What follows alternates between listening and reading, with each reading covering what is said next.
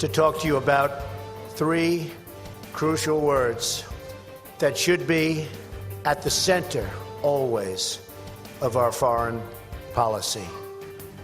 Peace through strength. Donald Trump tells a private audience his plans for the nation's military if he's elected president.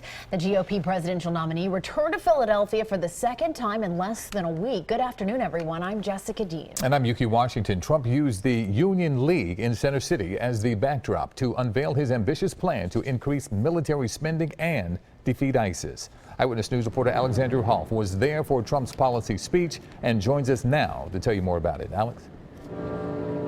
Well, Yuki, Jessica, this return to Philadelphia shows that Pennsylvania is very much a priority for this campaign, especially at this point with November coming up. Now, this event seemed to have a different tone than Trump events we have seen in the past. More serious, more calculated.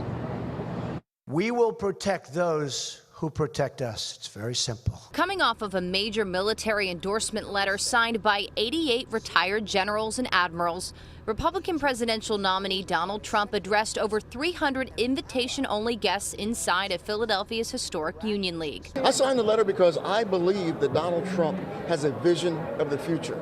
I believe that he has a realistic vision of the future. The speech catered to the audience and the venue, focusing on foreign policy and military readiness. For example, a renovated missile defense program, not without providing preliminary details on how the country would afford such enhancements. He has proven the ability to be able to assemble a team.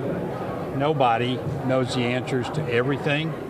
He's shown that he can bring in smart people, and he listens to them. When it came to his Democratic opponent, Trump spoke to revelations by a former Clinton aide of destroying old phones with a hammer. If you do that in private enterprise, it's a violation of the law.